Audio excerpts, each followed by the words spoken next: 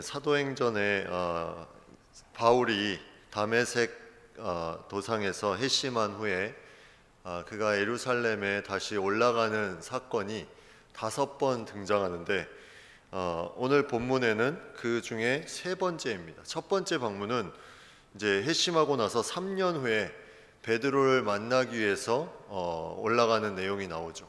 그 내용이 이제 갈라디아서 1장 18절 말씀에 나오는데 그 3년 만에 내가 게바를 방문하려고 예루살렘에 올라가서 그와 함께 15일을 머물었다, 이렇게 나와 있습니다.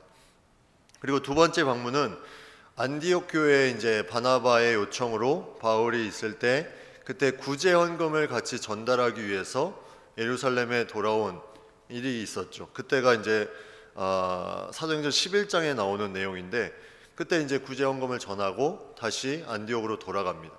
그리고 나서 이제 3번째 방문한 것이 오늘 본문에 이 예루살렘 공의회라고 하는 하나님이 이 이방인들에게 율법을 어떻게 적용할 것이냐, 과연 어느 정도까지 이것을 이방인들에게 같이 법으로 정해서 할 것이냐, 이걸 회의를 해서 결정하는 그런 부분에 이제 바울과 바나바가 함께 올라오는 내용입니다. 그래서 이 갈라디아서 2장 말씀에 보면 바울이 처음에 갔던 그 회심하고 1차 방문했던 그 이후에 14년 만에 다시 예루살렘을 돌아왔다. 그래서 연대기적으로 보면 이제 그 예루살렘 공의회가 AD 49년에 있었으니까 35년에 첫 번째 방문이 있었고 3년 만에 올라왔다고 아까 나와 있으니까 32년에 다메섹 도상에서 회심하고 이제 그렇게 35년에 처음에 가고 그 다음에 2차로 방문하고 나서 이제 14년 만에 다시 1차 후에 14년 만에 3차의 방문이 이제 이루어진 거죠. 그래서 그런 계속되는 연도에 지나는 그 기간에 계속 바울은 뭔가 의미를 가지고 이제 방문을 하는데 이후에도 2차 전도 여행에 이제 끝나고 방문하고 마지막에는 3차 전도 여행에 잠깐 방문을 하는데 그때 이제 잡혀서 로마에 압송을 당하는, 이제 그래서 그런 5번의 이제 방문 연대기가 나옵니다. 그래서 그런 방문되는 그 사건들을 보면 바울이 중간중간에 머무는 곳이 있었어요. 그래서 1차 방문 후에 그가 머물렀던 곳은 다메섹에서 3년 동안 있었습니다. 그래서 3년 동안 무엇을 했는지는 정확히 나와 있지 않지만 그가 회심 후에 뭔가 하나님께 개인적으로 가까이 나아가는 시간을 보냈음을 우리가 생각을 해볼 수 있고, 또 2차 방문 후에 그가 여러 가지 상황 가운데 거하지만 2차 방문 그 후에 이제 핍박으로 인해서 가이사랴와 다소에서 머무는 시간을 갖습니다. 근데 그 시간을 대충 계산을 해보면 한 9년에서 10년 정도를 다소에서 보냅니다. 자신의 고향에서. 그러면 그 시간 동안에 많은 것들을 준비할 수 있는 시간을 가졌죠. 그리고 그 다음에 안디옥에 올라와서 안디옥에 있는 그 사람들을 가르치면서 바나바와 함께 사역을 하는 게 1년이 또 걸립니다.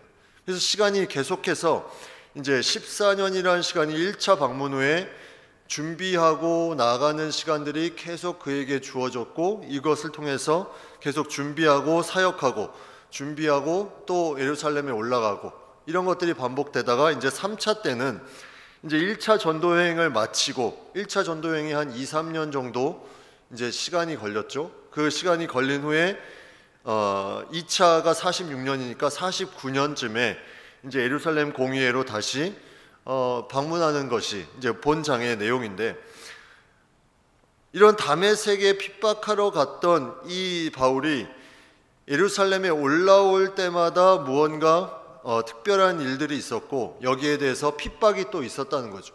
그래서 그 가운데 핍박이 있고 뭔가 결정할 사항들이 있고 마지막 방문 때는 로마로 압송되는 일들이 그렇게 나타나는 것을 보면, 원래 이 바울이라는 사람이 예루살렘의 그런 공문을 가지고 교회를 핍박하기 위해서 다메섹으로 간 그 출발지의 예루살렘에서 그는 동일하게 이제는 그곳이 자신이 무언가를 활동하는 그런 지역이 아니라 예루살렘만 올라가면 뭔가가 새롭게 바뀌어버리는, 핍박을 당하거나 뭔가를 결정하거나 끌려가거나 이런 지역이 예루살렘이 돼버렸다는 거죠. 그래서 그 바울의 마음속에는 예루살렘이라는 지역이 상당히 좀 의미가 있으면서도 좀 올라가기 힘든 지역이 아니었을까 하는 생각을 해봅니다. 오늘 본문에는 그나마 결정을 하기 위한 그런 부분이었기 때문에 뭐 2차도 그렇지만 3차도 그렇게 큰 일은 없었지만 여기서 중요한 것을 결정하는 내용들이 이제 나옵니다. 이제 갈라디아서 2장의 말씀에 어떤 내용이 나오냐면 이제 할례에 대한 부분들이 나옵니다. 이방인들이 할례를 받는 문제에 대해서 과연 이것을 얼마나 우리가 지켜야 되느냐, 여기에 대해서 논의를 이제 계속 하는 부분들이 나오죠. 그래서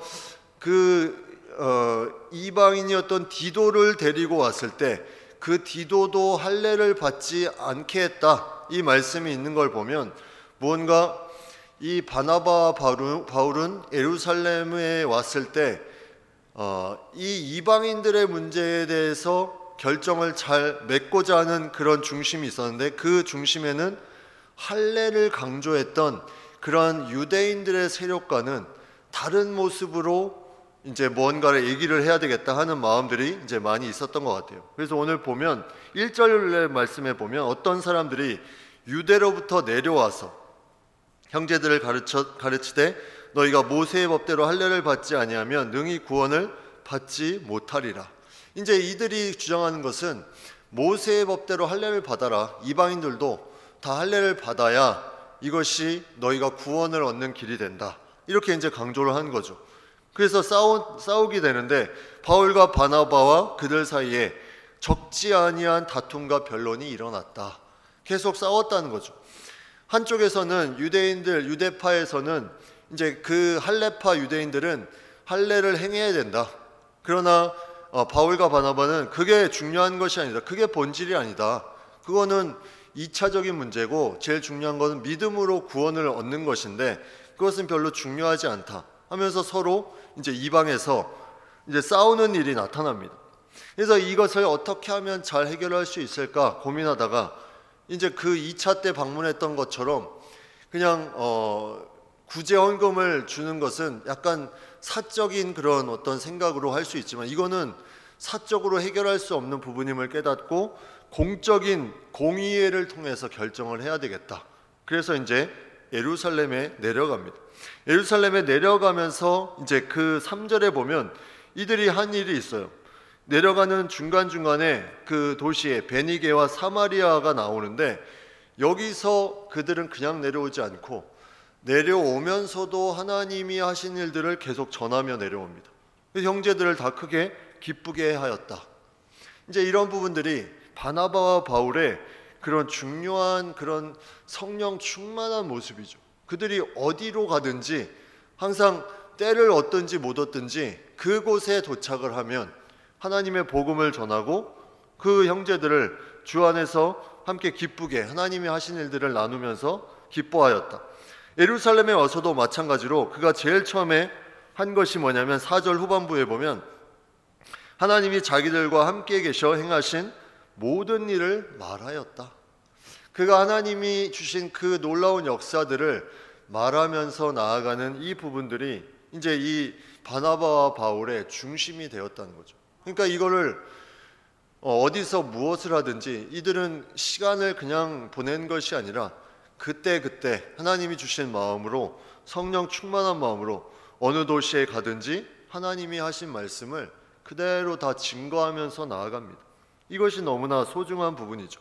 그래서 이러한 부분들을 이제 계속 행하신 일들을 말하는 중에 이제 첫 번째 발언한 인물이 나오는데 그 첫 번째가 이제 바리새파가 이것을 이제 의논할 수 있는 뭔가 더 확실한 계기를 만드는데 어떻게 말하냐면 바리새파 중에 어떤 믿는 사람들이 일어나 이방인에게 할례를 행하고 모세의 율법을 지키라 명하는 것이 마땅하다. 이렇게 이제 바리새파 사람들이 말을 합니다.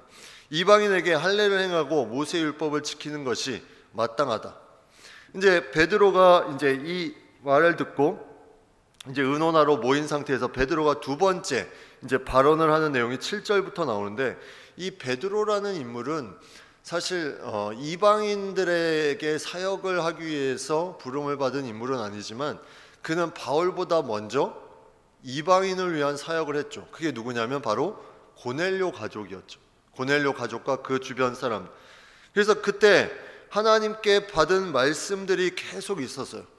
내가 깨끗게 한 것을 네가 속되다 하지 말라, 이러면서 3번이나 그 음성을 들었습니다. 이방인이 그런 어떤 부정한 어떤 축에 속하는 그런 부분이라고 이제 생각을 했는데, 계속 부정한 동물을 보여주면서 이걸 먹으라 계속 말씀을 하시죠. 그래서 그런 부분들을 통해서 그가 깨어지게 되고 그 고넬료 집에 가게 되고 복음을 전하고 그 집이 이제 구원을 받게 되는. 그래서 베드로는 바울보다 먼저 이방인을 향한 사역을 한 인물이고 이방인에게 먼저 깨어진 그런 인물입니다. 그래서 그가 이제 말하는 부분들을 보면 7절에 보면 하나님이 이방인들로 내 입에서 복음의 말씀을 들어 믿게 하시려고 오래전부터 너희 가운데서 나를 택하셨다. 이방인들로 내 입에서 복음의 말씀을 들어 믿게 하시려고. 베드로는 이방인 사역을 그 이후로 바울이 주로 했지만 베드로가 뭐라고 말하냐면 이방인들로 내 입에서 복음의 말씀을 들어 믿게 하시려고. 이게 이제 고넬료 집안의 사건을 가지고 베드로가 이제 말하는 거죠. 이런 사건을 보니까 하나님이 베드로에게 이렇게 준비시키신 이유가 있는 거죠. 이런 하나님이 이방인들에게 주어지는 이 율법과 할례에 대한 문제를 베드로라는 그 당시에 가장 존경받는 한 사람의 입술을 통해서 이방인에게 그게 중요한 게 아니다.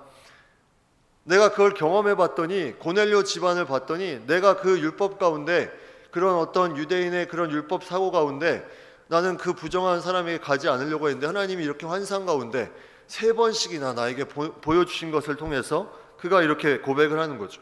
이미 오래전부터 나를 택하셔서 이방인들로 복음의 말씀을 전하게 하셨다, 이렇게 이제 말하게 되는 것을 보게 됩니다.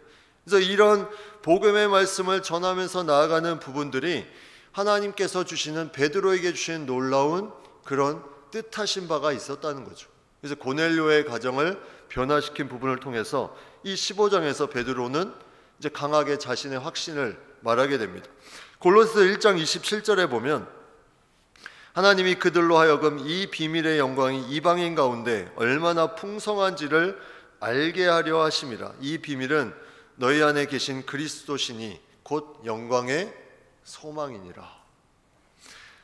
예, 우리가 이제 베드로의 어떤 사역을 보면 그 전에는 몰랐지만 이방인의 놀랍게 돌아오는 그런 부분들도 그렇고, 바울의 어떤 이방 사역을 보면서 그들에게 하나님의 비밀의 영광이 얼마나 풍성한지를 계속해서 알려주시고 있다.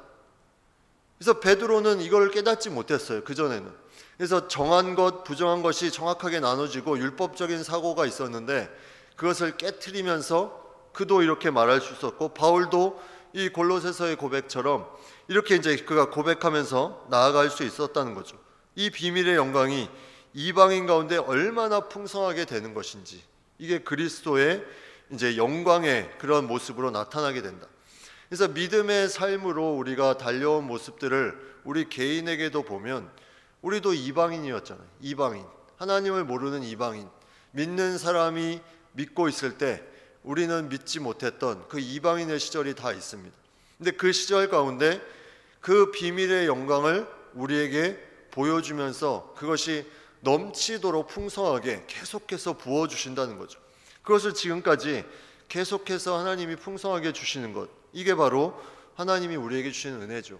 베드로와 바울은 그것을 깨닫고 이제 율법적인 사고가 중요한 것이 아니다.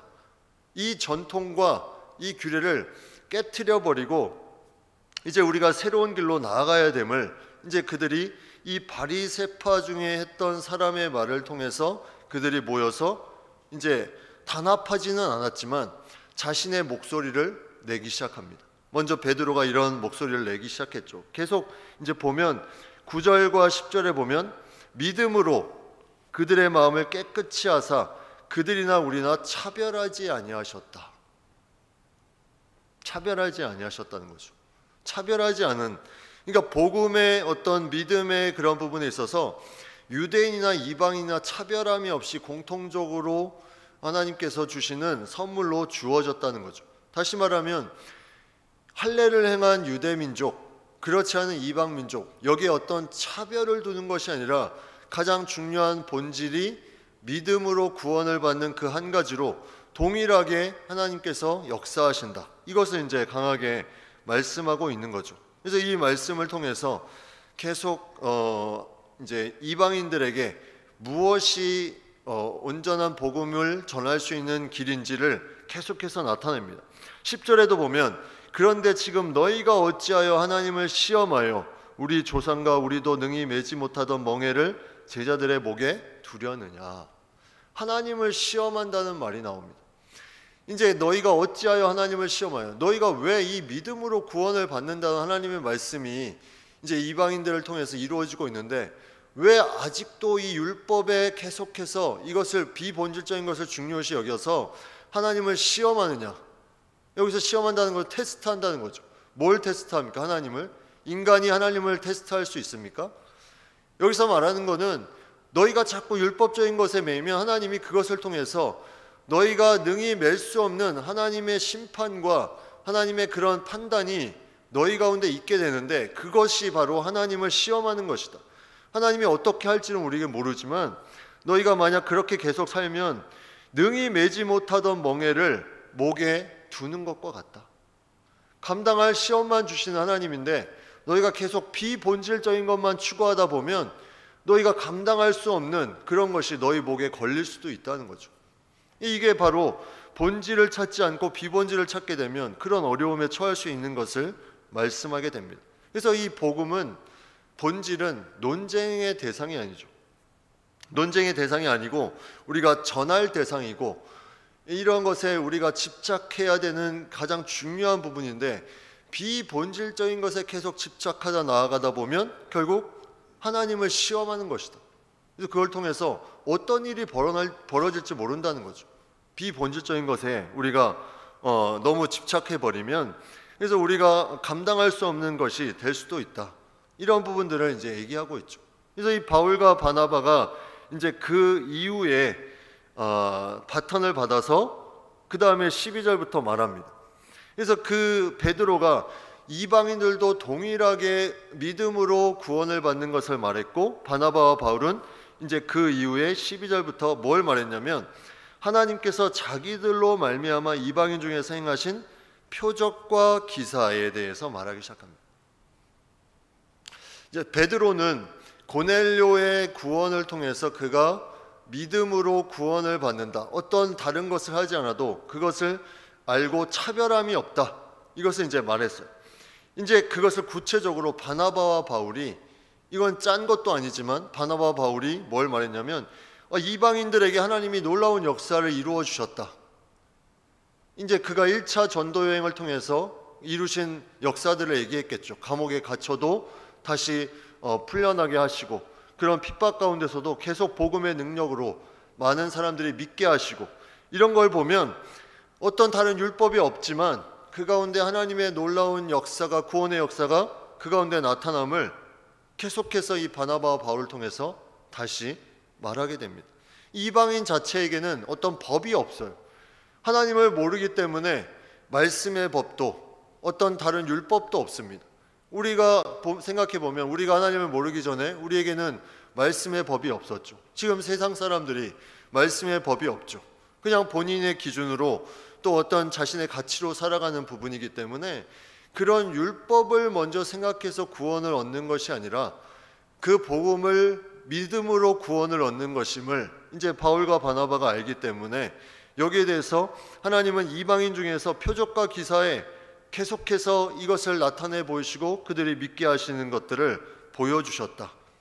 그래서 그 내용이 정확하게 여기에는 나와 있지 않지만 아마도 우리가 추측해 보면 1차 전도 여행 때 많은 이제 표적과 기사가 이루어지고 많은 믿는 자들이 생겨나는 그런 부분들을 이제 바울과 바나바가 말하게 됩니다.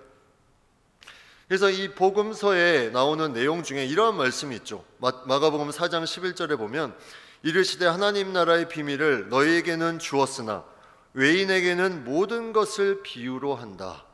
결국 예수님을 모르는 자들에게는 이것이 비밀이지만 하나님 나라를 이걸 비유로 하지만 하나님 나라의 비밀을 그 예수님을 아는 사람에게는 분명하게 알게 해준다는 거죠. 이 비슷한 말씀이 고린도전서 1장 18절에 있습니다. 십자가의 도가 멸망하는 자들에게는 미련한 것이요 구원을 받는 우리에게는 하나님의 능력이라.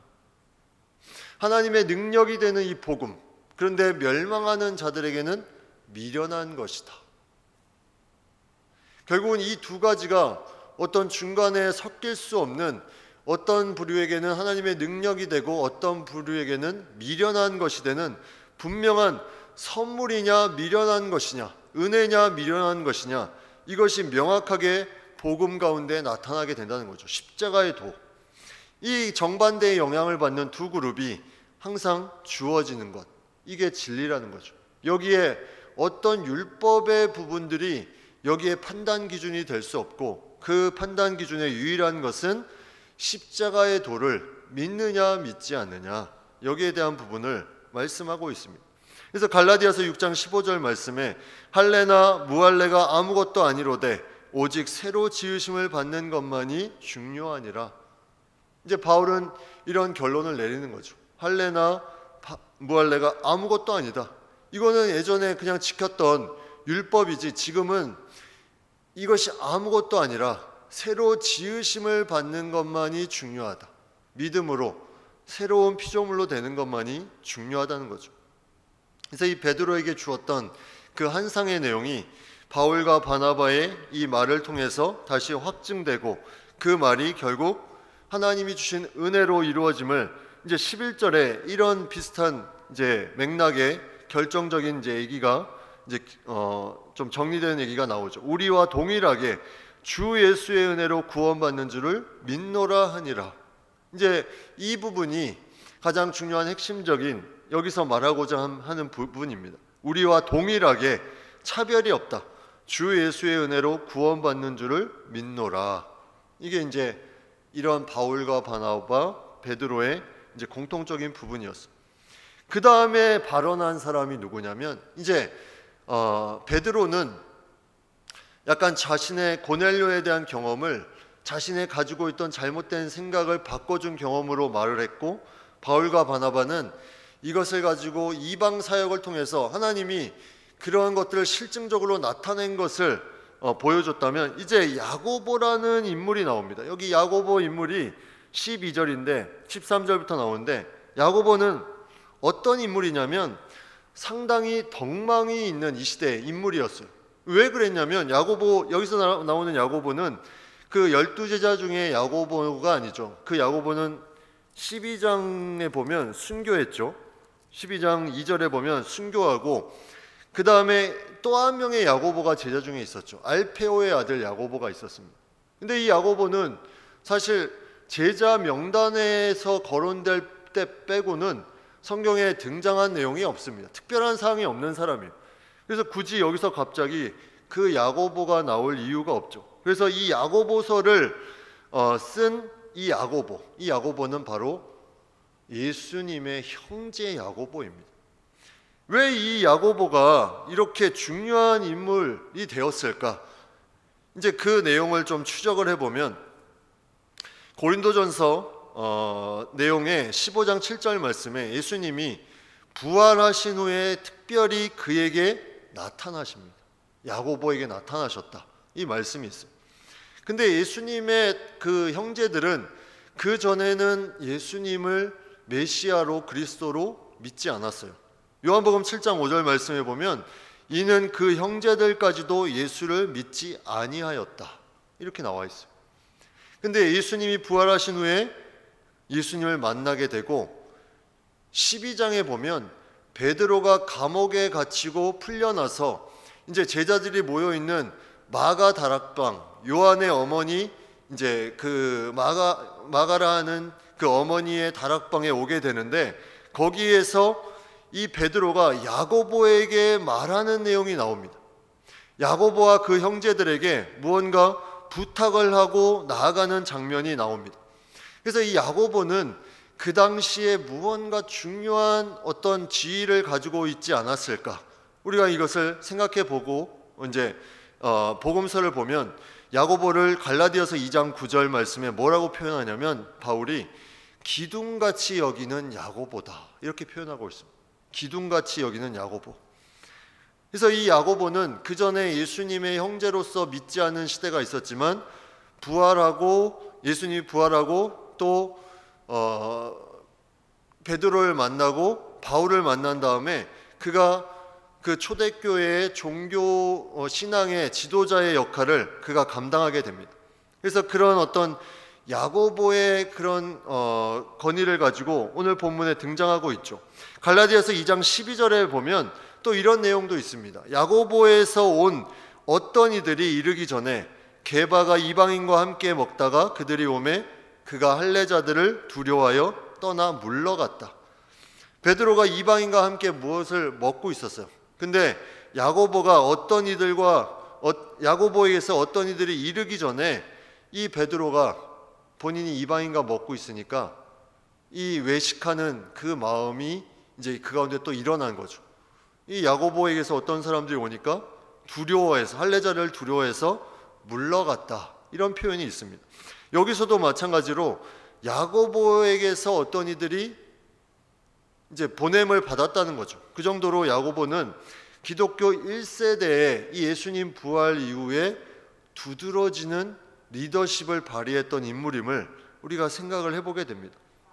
그래서 이 가운데 이제 야고보가 무슨 말을 하냐면 야고보는 14절에 보면 하나님이 처음으로 이방인 중에서 자기 이름을 위할 백성을 취하시려고 그들을 돌보신 것을 시므온이 말하였으니, 여기서 말하는 시므온은 이제 베드로를 말합니다.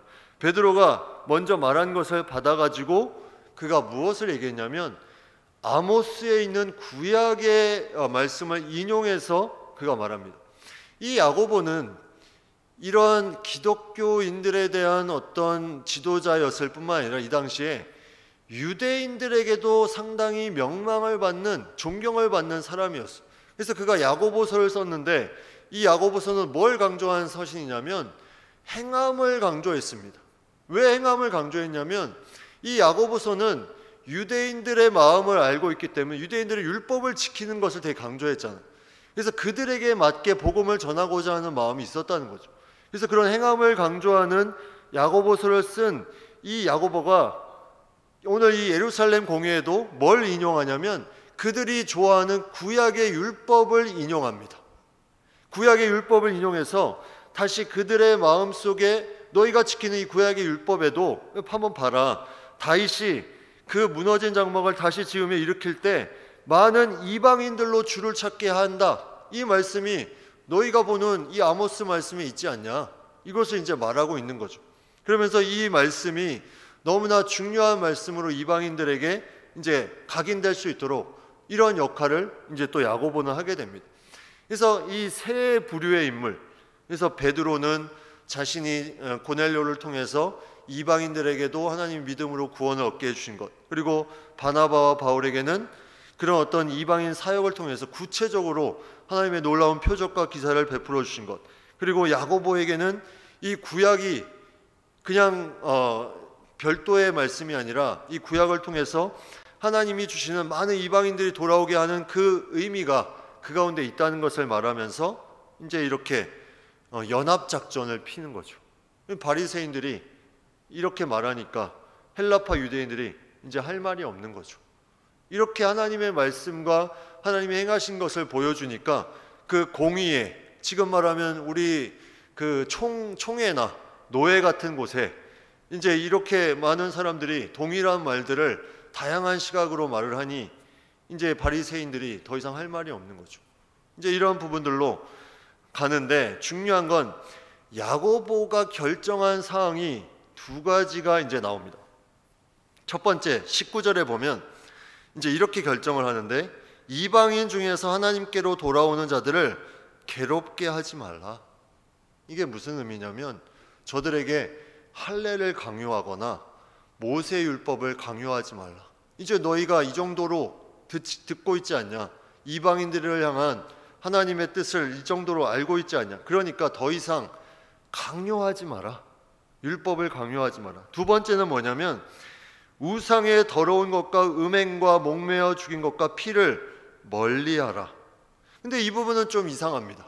아니, 율법에 대한 부분을 강요하지 말라고 해놓고 또 다른 율법을 세우는 듯한 이 야고보의 그런 결정에는 왜 이런 또 다른 율법을 세웠을까? 이 네 가지는 어떤 의미가 있을까?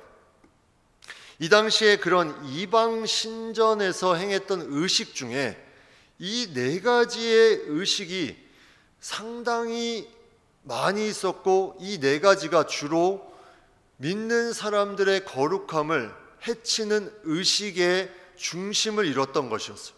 그래서 이거는 이렇게 율법을 세워도 이거는 그리스도인들이 이건 율법이 아니라 우리가 지금 하나님의 말씀 가운데 도덕적인 부분이 있는 것처럼 이거는 꼭 지켜야 되는 부분임을 야고보도 알고 있었던 거죠. 이거는 단순히 율법 차원에 넘어서 본질적인 하나님과의 관계성 속에서 우리가 피해야 될 것임을, 왜냐하면 이런 것들이 계속 이방 신전에서 계속 일어났기 때문에 그러한 것에 영향을 받지 않게 이렇게 정한 것입니다. 이건 타협한 것이 아니라 율법을 그런 유대인들을 위해서 남겨둔 것이 아니라 더 거룩함으로 나아갈 수 있도록 이렇게 만들어 주었다는 거죠.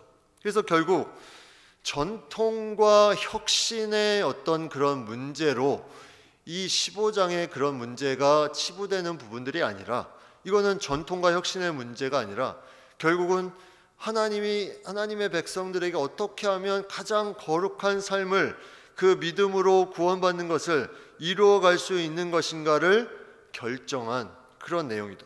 그래서 우리가 쉽게 우리의 삶을 생각해 보면 우리는 전통이 많이 있죠. 전통. 우리는 그 전통을 왜 가지고 있습니까? 그 당시의 전통이 그냥 세운 게 아니라 거룩함을 위해서 세운 거잖아요. 마치 여기 네 가지를 피하라 이런 것처럼 거룩함을 위해서 세웠습니다. 근데 시간이 지나면서 이게 조금 그 거룩함에 있어서 조금 더 변화될 부분들이 있어요. 근데 전통의 겉모습만을 유지하려고 하는 부분들이 있어서 충돌이 생기는 경우가 있습니다. 예를 들어서 우리 악기 같은 경우를 생각해 보면 드럼이나 뭐 어떤 기타 반주, 예전에는 보수적인 교회에서는 이걸 하지 못하게 만들었죠. 왜냐하면 거룩함을 해친다. 근데 지금 시대에 오면 이것이 하나님께 더 거룩하게 나아갈 수 있는 도구가 될 수 있다는 거죠. 이게 이제 전통의 어떤 겉모습을 계속해서 거기만 강조하다 보면 실질적인 그들이 그때 이제 내세웠던 그 거룩함을 결국 내세우지 못하는, 그래서 전통을 깨트리는 것이 전통을 더욱더 지켜나가는 것입니다. 엄밀하게 말하면 전통을 깨트리는 것이, 그 당시에 세웠던 전통은 거룩함을 위한 전통이기 때문에 그것을 더욱더 지켜나가는 것. 바로 오늘 그 공의에서 내세웠던 이 네 가지의 부분, 그리고 이런 부분들을 통해서 계속 가져가는 부분들은 시간이 지나면서 더욱더 거룩함을 위해서 내세우는 그런 다시 세워지는 전통이 되는 거죠.